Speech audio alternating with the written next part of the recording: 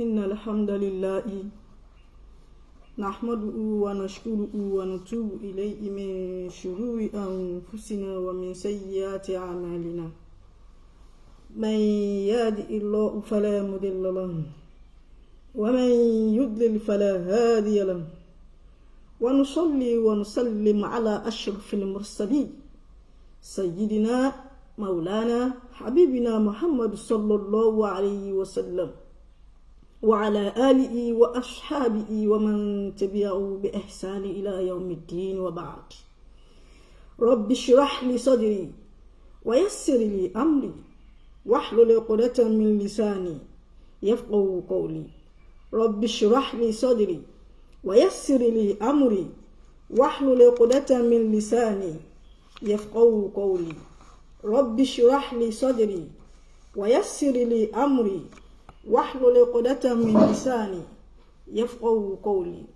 Orúkọ tèmi ni Ajia Sa'idatu Abdul Lateef Ahmad Rufai. Mo wà ní orí ètò al-bayan wa tawdih, níbi tí a ti ń yànnàná àwọn ọ̀rọ̀ ẹlẹ́yẹyọ látinú al-Quran al-Karim àti ahadith an-Nabi sallallahu alayhi wa sallam. Èyí tí a máa gbéyẹ̀wò láàárọ̀ yìí òun náà ni òru Lailatul Qadr. Òru tó ṣe pé ọba àlékè ọlá ó ròyìn rẹ̀ ó fi tì nínú alukurani pé kó máa jẹ́ ntí yóò máa fún gbogbo mùsùlùmí ní information nípa òru náà. Ọba àlékè ọlá sọ̀rọ̀ òru yìí ní Suratul Qadr. Amáká tó máa wọnú kò mú òkun ọ̀rọ̀ lọ, mo ń ju kíkì mi sí gbogbo mùsùlùmí àgbáyé pé assalamu alaikum wa rahmatullahi wa barakatuh. Bẹ́ẹ̀ ni mo kí gbogbo àwọn ẹlẹ́sìn míì náà tí wọ́n lè kọsẹ̀ bá pé ẹ káàárọ̀ o. Àárọ̀ làwa wà ní Nàìjíríà bí mo ṣe sọ lẹ́ẹ̀kan, mo ní ta fẹ́ mọ gbéyẹ̀wò náà ni òru abiyì. Kí ni pàtàkì òru abiyì? Kí ni ọba àlékè ọlá sọ ń pẹ̀? Kí ni Ànábì sallallahu alaihi wasallam sọ ń pẹ̀? Kí ni significance gbogbo tí a fẹ́ gbéyẹ̀wò nínú àkọlé tòní nìyẹn. A sọ pé ọba àlékè ọlá sọ̀rọ̀ òru yìí odidi chapter kan ni ọba àlékè ọlá fi sọ ọ̀rọ̀ Lailatul Qadr tá a pè ní Suratul Qadr ní chapter 1 to 5 ni ọba àlékè ọlá ti sọ ọ̀rọ̀ òru. Ba'da a'udhu billahi minash shaitani rajim bismillahir rahmanir rahim. Ọba àlékè ọlá ní inna anzalnahu fi Lailatul Qadr. Ó ní ìtọ́ àwa ọlọ́run ọba anzalnahu lásọ al-Qur'ani kalẹ̀ fi Lailatul Qadr ní òru Lailatul Qadr. Àwọn tafsiri àfáwà Muhammadu Jariri at-Tabari awo láti ka kí ni tafsiri Suratul Qadr. Àfáwà ń jẹ́ kó yé wa pé Ànábì sallallahu alayhi wa sallam ó jẹ́ ni tí máa lọ sínú Gharul Hira tí ó wà ń bẹ̀ yatafakkar fi ahdath al-hayat, tí ó máa ronú ń bẹ̀ pé kí ni ṣẹlẹ̀ nílé ayé, nítorí pé gbogbo ayé ń gbà náà ó kún fún corruption, ó kún fún hílàhílo. Wọ́n sin ọba àlékè ọlá, ẹbọ ni wọ́n sìn. Gbogbo eléyìí a máa mú kí Ànábì sá kúrò láàrin ìlú, yóò wá lọ sínú Gharul Hira, nínú kòtò tí wọ́n pè ní Gharul Hira. Yóò wá dúró síbẹ̀, yóò máa ronú orí gbogbo tó ń ṣẹlẹ̀, yóò máa sunkún sọ́lọ́run lọ́rùn pé kọ́lọ́run kó má sọ ìyà rẹ̀ kalẹ̀ sórí àwọn èèyàn tí ń bẹ ń gbà náà, torí pé gbogbo ohun tí wọ́n ṣe ń gbà náà, gbogbo ohun tó lè fa ìbínú Ọlọ́run ni wọ́n ṣe, ni gbogbo àwọn ará Mẹ́kà ṣe ń gbà náà. Ibẹ̀ ni Ànábì wà sallallahu alayhi wa sallam. One of those days tó gba Ọlọ́run wá fẹ́ gbàdúrà rẹ̀, ó wá jẹ́ pé ó bọ́ sínú àsìkò Lailatul Qadr yìí lọ́lọ́run wá gbàdúrà rẹ̀. Afáwà tó bá jẹ́ ká mọ̀ yí pé al-Qur'ani ti ẹ̀dá rẹ̀ ti wà for a long period of time, even before the existence of Prophet Muhammad sallallahu alayhi wa sallam. Ó ti wà ní Lawhul Mahfuz. Ibẹ̀ ni ó wà tó ṣe pé odidi rẹ̀ ló ti wà ní Lawhul Mahfuz. Àmọ́ ńgbà tó di pé Ànábì wọnú Gharul Hira lọ, tó lọ ń ronú bẹ̀, tó sì ń gbàdúrà sọ́lọ́run pé kọ́lọ́run kó mọ́sẹ̀ òbínú ẹ̀ kalẹ̀, pẹ̀lú pé corruption pọ̀ nílùú, ìṣekúṣe ni gbogbo àwọn tó wà nílùú ṣe. Tọ́lọ́run wá gbàdúrà rẹ̀, Ọlọ́run wá sọ al-Qur'ani láti Lawhul Mahfuz, ó wá sọ sí Baitul Izza. So Lawhul Mahfuz ni òkè sánmà keje, ó wá sọ sí Baitul Izza tó jẹ́ sánmà alákọ̀ọ́kọ́. ibẹ̀ ni ọlọ́run ó ti wá máa rán angel Jibril tó ṣe yí pé gbogbo tí bá ti ń ṣẹlẹ̀ tí ànábì ò mọ bó ṣe fẹ́ gbé gbà ọlọ́run wà lọ́mọ ní kékí angel Jibril lọ́mọ mú ní bó ṣe wà nínú alukurani yẹn kó lọ́mọ gbé fún ànábì bẹ́ẹ̀ pé bí kò ṣe máa ṣe nì bí kò ṣe máa tọ́jú gbogbo àlìwúmọ̀ rẹ̀ rèé ní tó bá lójú ní tó ṣẹlẹ̀ tí ò mọ bó ṣe fẹ́ gbé gbà yóò sọ verse alukurani kalẹ̀ ó lè sọ chapter alukurani kalẹ̀ yóò ní kó kà ní tó bá ti rí ń bẹ̀ òun náà ni kó máa fi ṣèdájọ́ ọlọ́run wá sọ alukurani ó wá sọ ní guidance ó sọ ní guidance ó sọ ní mercy àṣé pé guidance kó máa jẹ́ tí gbogbo àlùmọ̀ tí ó fi máa mọ̀nà kó sì máa jẹ́ rahma kó máa jẹ́ mercy fún gbogbo ayé pátápátá ìdí ọlọ́run á ṣe bẹ́ẹ̀ títí tó ṣe pé ọjọ́ ìjùbí yóò lọ máa mú ní ìbámu pẹ̀lú tí bá ń ṣẹlẹ̀ sọmọ ẹ̀dẹ́ èèyàn àṣé pé gbogbo tí ọmọ ẹ̀dẹ́ èèyàn ó fi máa ṣègbésí ayé pátá lọ́lọ́run wá ń sọ̀kalẹ̀ láti inú alukurani ló wá ń fún ànábì ní piecemeal ó wá sọ̀kalẹ̀ for 23 years kó tó di pé alukurani pé bàtà alukurani pé lọ́gbọ́n àrékọ́lá fi sọ pé al-yawma akmaltu lakum dinakum ló fi sọ pé òní lòun pé ẹ̀sìn yín fún yín o wa atmamtu alaykum ni'mati mo sì ti wá pé ìrọ̀rá mi lẹ́yìn lórí lẹ́nìí wa raditu lakum al-islama dinan mo wá yọ́nú ní ìsìláàmù yìí mo yọ́nú sí fún yín pé kó máa jẹ́ ẹ̀sìn yín ní ìsìláàmù tí ànábì sallallahu alayhi wa sallam tó gbà wá nítorí látòrí ànábì Adam tó fi dórí prophet Muhammad sallallahu alayhi wa sallam islam ni gbogbo wọn mú wá gbogbo wọn ni wọ́n tún pé ashhadu an la ilaha illallah wa ashhadu anna muhammadar rasulullah lákìn ọ̀nà tí gbogbo wọn ń gbà sọ ló yàtọ̀ síra wọn ọ̀nà eléyìí tí ọlọ́run wá padà yọ́nú sí pátápátá òun ni ọ̀nà eléyìí tí ànábì Muhammad sallallahu alayhi wa sallam mú wá ànábì wa máa lọ bó ṣe wá wà nù kòtò gògóra yìí ní àsìkò Lailatul Qadr lọ́lọ́run wá sọ alukurani fún ló ní pé kó máa jẹ́ guidance and mercy gbogbo ayé ọlọ́run tí wọ́n sọ fún ànábì nínú súra náà pé wa ma adraka ma Lailatul Qadr rí ànábì ó rò pé ó mọ òru yẹn ó mọ òru yìí ó rò pé ó ní mímọ̀ ń pẹ̀ ní àmọ́ ò mọ́ nítorí pé a rí arákùnrin kan ní àsìkò náà tó ṣe yí pé ó sin ọlọ́run fún ẹgbẹ̀rún ọdún ló fi sin ọlọ́run anábì wa máa ń ṣe ojú kòkòrò rẹ̀ pé èèyàn ló sin ọlọ́run tó báyìí pé kó lóun kó sì fi bú ẹ̀ sínú àwọn àdúgbò òun náà ọlọ́run wá fi fún ní òru kan oṣó yẹn náà lọ́lọ́run fún ànábì tó wá ní kó máa ṣe déédéé ẹgbẹ̀rún ọdún tí ọkùnrin yẹn fi sin ọlọ́run la ilaha illallah muhammadur rasulullah sallallahu kódà ànábì ní pé ẹni tó bá ka Suratul Qadr yẹn tó bá ka loudly tó ṣe pé ó kà á tó gbogbo èèyàn ń gbọ́ pé ó ń kà á ó ló dàbí ẹni pé ẹni tó lọ jagun sójú ọlọ́run ni ó ní ẹ̀san tẹ́ni tó lọ jagun sójú ọlọ́run bá ní òun náà ni irú ẹni bẹ́ẹ̀ máa ní ẹ wò ó dá Suratul Qadr ó ní bẹ́ẹ̀ náà ló ṣe yí pé ẹni tó jẹ́ yí pé ńgbà tó lọ jagun ó wá ń yí nínú ẹ̀jẹ̀ ara rẹ̀ lójú ogun that is metaphorical pé ẹni tó ṣe yí pé wọ́n pa sójú ogun ó ní bẹ́ẹ̀ ó ní ẹni tó pa sójú irú ájírù ẹ̀san tí ẹni yẹn máa ní bẹ́ẹ̀ náà ni ẹ̀ṣẹ̀ tó ṣe pé ó ka Suratul Qadr ó kà á hiddenly tí kò jẹ́ kí ohun ẹ̀ kó jáde ẹ wo ọlá tí ọlọ́run fún àwọn àlùmọ̀ ànábì Muhammad sallallahu alayhi wa sallam látara Suratul Qadr ẹ wá wo ìgbà tí ọlọ́run sọ Suratul Qadr kalẹ̀ nígbà tí corruption pọ̀ tí gbogbo àwọn ará Mẹ́kà tí wọ́n kì í sin ọlọ́run tó ṣe yí pé gbogbo tí ò dáa náà máa ń ṣe ẹ jẹ́ ká fi Mẹ́kà àgbà náà ẹ jẹ́ ká fi wé Nàìjíríà ìyẹn ni wàá mú mi sọ̀rọ̀ yìí pé gbogbo ẹni tó bá lè bá mi jẹ́ kíkiní kó dọ́dọ̀ bàbá Tinubu torí pé àbẹni tó lè fún èèyàn ní advice torí pé kí wọ́n mọ̀ sọ pé mo kéré àbí mo jóbìnrin kí wọ́n gba as advice Lailatul Qadr rí torí pé Kùránì tẹ́yìn náà gbàgbọ́ ní bàbá Tinubu ẹ pé àwọn àáfàá àjọ ẹ jẹ́ wọ́n bá yín ṣàdúrà lásìkò Lailatul Qadr ẹ fi Lailatul Qadr ẹ fi ṣíde ìgbésí ayé yín lórí pé ẹ fẹ́ jẹ́ president kó ṣe yí pé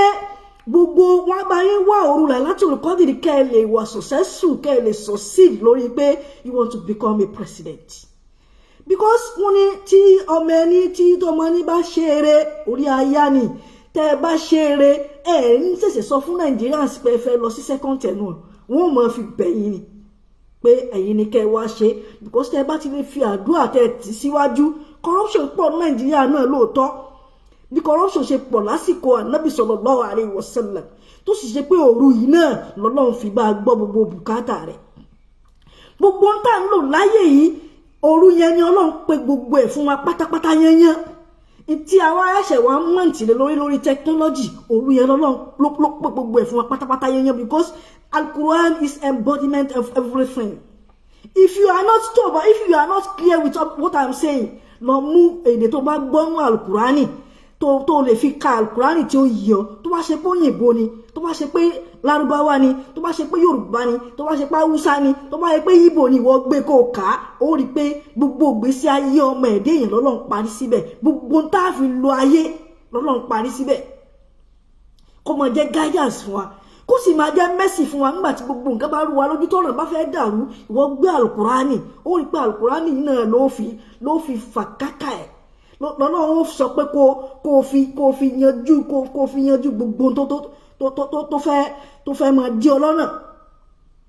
Ọlọ́run sọ fún Ànábì Muhammad sọ pé wa ma adraka ma Lailatul Qadr ó mọ Lailatul Qadr yẹn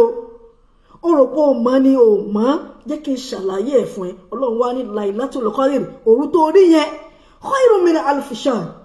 ó lóore ju ẹgbẹ̀rún oṣù lọ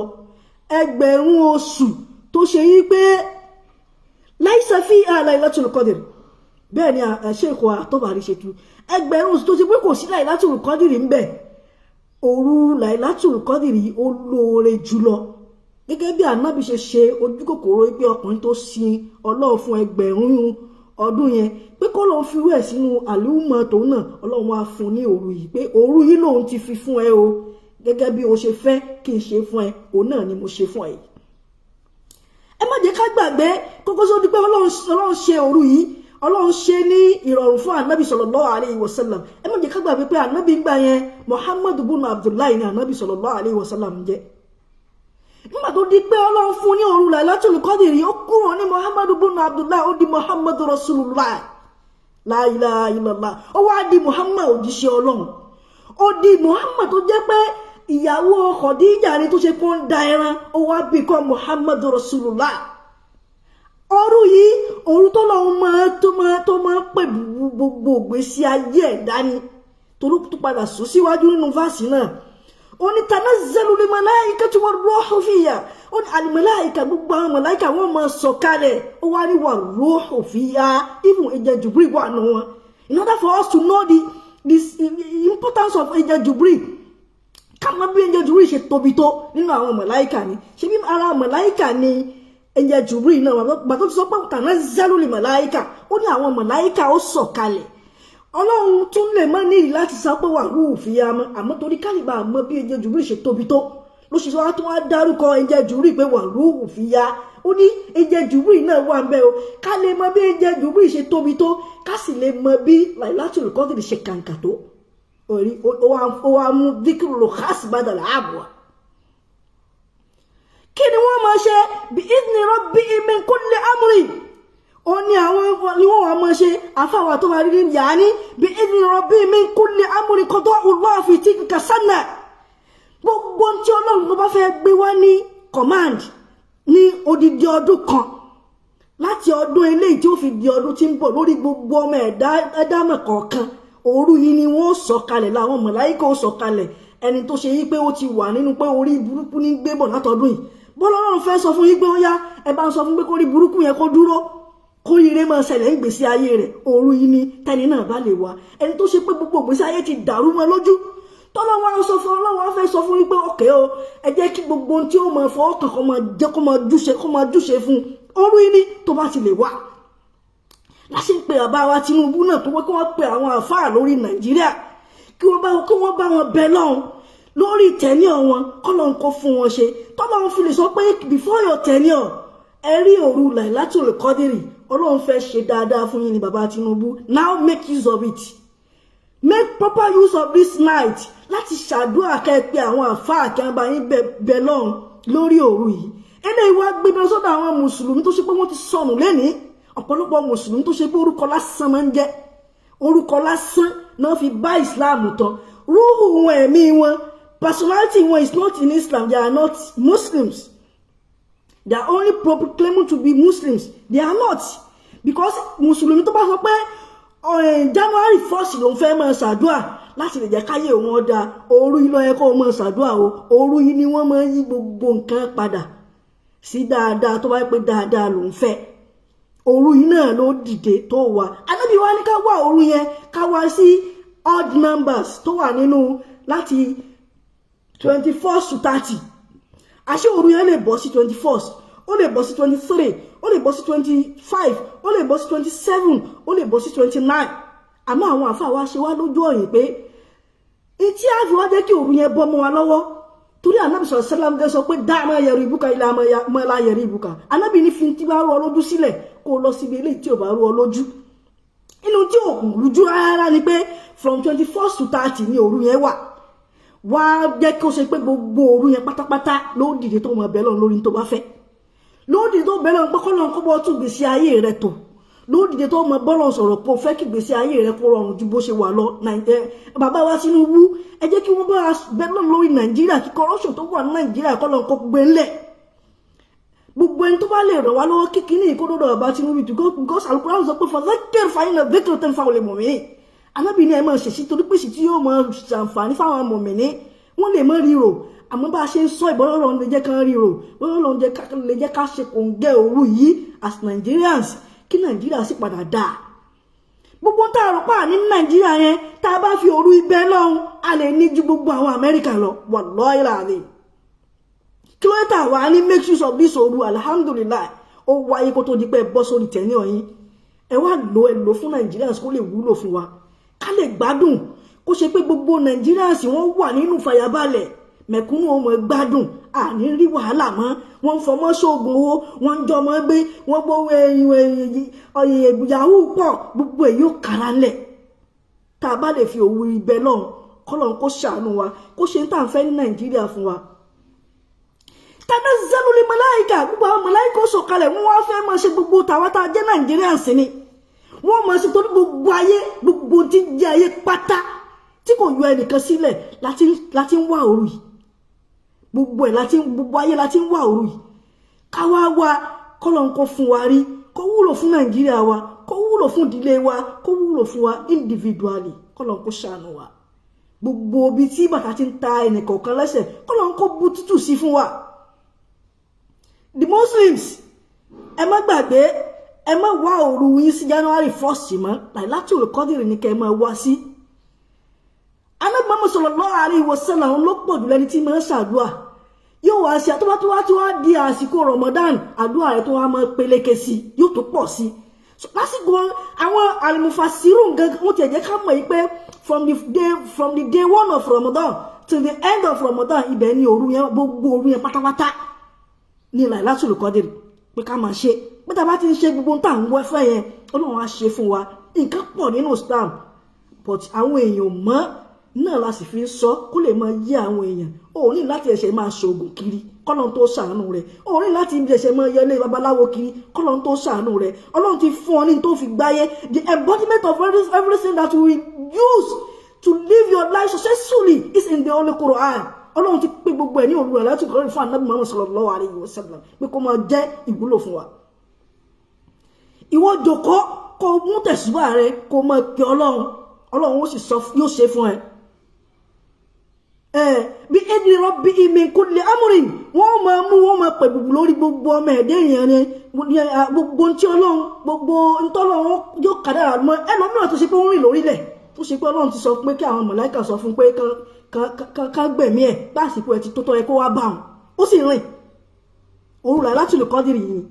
tí wò bá fẹ́ aburú òru Lailatul Qadr yìí náà ló yí padà tó bẹ̀ lọ́n tí ó sì gbà fún ẹ salamun hiya hatta matla'il fajr. Àwọn àfáàjẹ́ ká mọ̀ pé àtà matla'il fajr kò túmọ̀ ipe tígbà tílẹ̀ bá mọ́ láti òru tílẹ̀ ó fi mọ́ pé n tó túmọ̀ sí ni pé látìgbà tí àwọn màláíkà bá ti sọ̀kalẹ̀ láti sánmọ̀ keje tí wọ́n wà tí wọ́n á sọ̀kalẹ̀ sí sánmọ̀ táyé ń bí tí wọ́n tó wá fi sọ pé àwọn ti ṣetán o nígbà tí Ramadan tó bá pé tí wọ́n sọ pé àwọn ń lọ pé gbogbo ìgbà yẹn pátá àtàmọ́tìlà ìfájìrì yẹn pé sàlámù ni peace ni ẹ mọ̀ pé òrèrè Islam náà ni pé kéèyàn rí peace and tranquility tí wọ́n ṣe pé ẹ ti wá wá òru yìí gbogbo ọdún kan yẹn tí Ramadan mi ò tó fi dé ìbàlẹ̀ àyà lẹ́wà tí ò ní sí hílà ìlò tí ò ní sí wàhálà kó bá lékè ọlá kó fún èmi lóru yẹn rí